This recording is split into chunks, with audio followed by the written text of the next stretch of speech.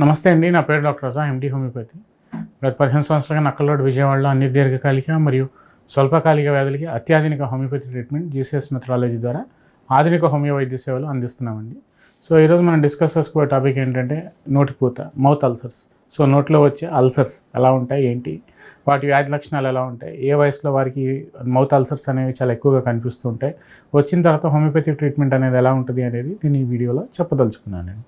So నోటిపూత, mouth ulcers అనగానే జనరల్గా ఆల్మోస్ట్ బేసిక్గా మన కండిషన్స్లో కొన్ని first and foremost thing irrespective of the age group, అది ఏ వయసు వారికైనా ఫస్ట్ మనం ఆలోచించేది ఏంటంటే స్ట్రెస్.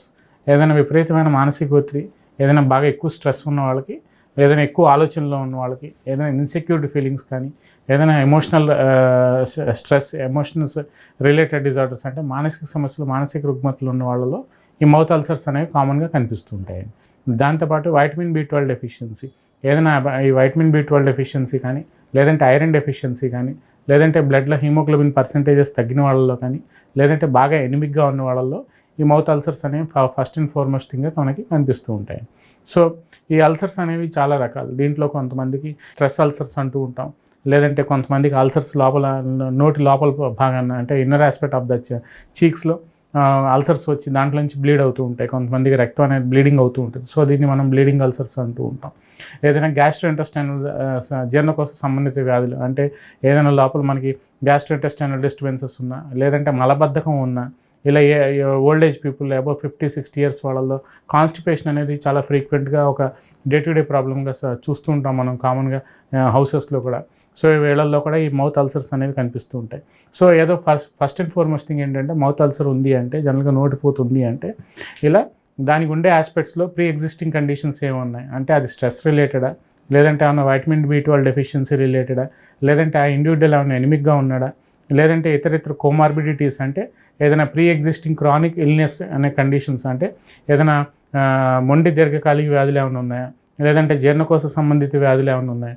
సో ఇట్లాంటివన్నీ మనం కన్సిడరేషన్లో తీసుకుని తద్వారా మనం ట్రీట్మెంట్ అనేది స్టార్ట్ చేయాల్సి ఉంటుంది.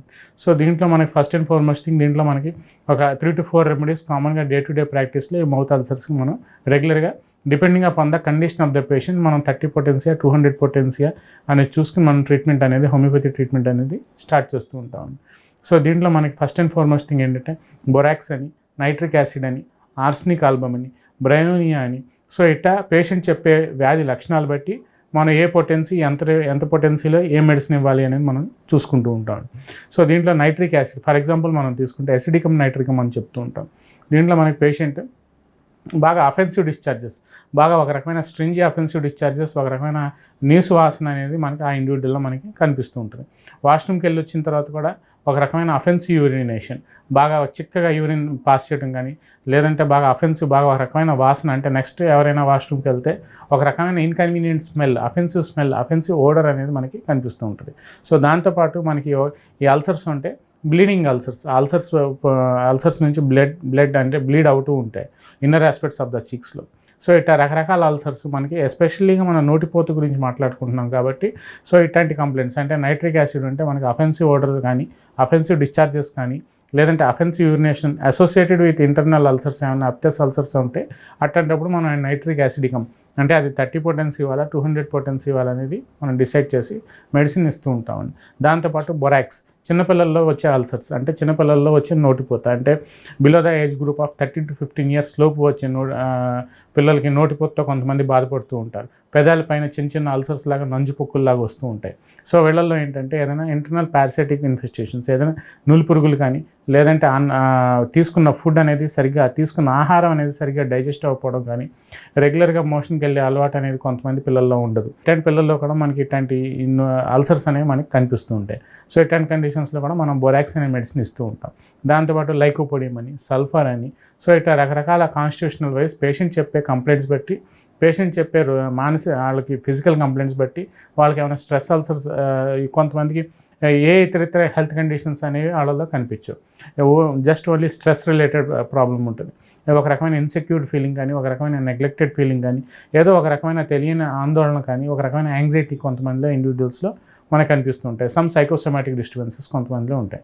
సో ఇట్లాంటి వాళ్ళలో కూడా ఈ స్ట్రెస్ అల్సర్స్ వస్తూ ఉంటాయి. సో వాళ్ళకి మనం ఏ కాన్స్టిట్యూషనల్ వైజ్ ఏ మెడిసిన్ ఇవ్వాలి అనేది మనం కేసు ప్రాపర్గా తీసుకున్న తర్వాత, ప్రాపర్గా ఎవాల్యుయేట్ చేసుకున్న తర్వాత మనం ఆ లైకోపోడియం ఇవ్వాలా, లేదంటే పల్సటిల్లా ఇవ్వాలా, లేదంటే బ్రైవోనియా ఇవ్వాలా, కొంతమంది కాలిబైక్రోమికం. సో ఇట్లా రకరకాల మెడిసిన్స్ అనేవి మన హోమియోపతిలో అందుబాటులో ఉంటాయి. కాబట్టి basic and first and foremost thing, వాళ్ళకి ఏవైతే కండిషన్స్ ఉన్నాయో ఆ కండిషన్స్ని ప్రాపర్గా ఎవాల్యుయేట్ చేసుకుంటూ ఆ మెడిసిన్ అనేది మనం ప్రాపర్గా అడ్మినిస్ట్రేట్ చేసుకుంటే వితిన్ 2 to 3 months మనం అది ఎటువంటి నోటిపోతైనా, అది ఎటువంటి అల్సర్ అయినా, పర్టికులర్గా మనం ఇప్పుడు ఈ నోటిపోత గురించి మాట్లాడుతున్నాం కాబట్టి అది ఎటువంటి అల్సర్స్ అయినా మనం తగ్గించుకోవడానికి 100% హోమియోపతిలో చాలా మంచి ట్రీట్మెంట్ ఉందని నేను ఈ వీడియో ద్వారా మన వ్యూవర్స్కి నేను చెప్పదలుచుకున్నాను. నియోజెనెటిక్ హోమియోపతి క్లినిక్ యూట్యూబ్ ఛానల్లో అప్లోడ్ చేస్తున్న వీడియోలన్నీ సమాచార నిమిత్తం మరియు దీర్ఘకాలిక స్వల్పకాలిక సమస్యలు అన్ని వయస్సుల వారు తెలుసుకొనుటకు మరియు వాటి నివారణకు చర్యలు జాగ్రత్తల నిమిత్తం ఉపయోగపడును. మా వీడియోలు నచ్చినట్లయితే లైక్ చేయండి, మా ఛానల్ను సబ్స్క్రైబ్ చేయండి.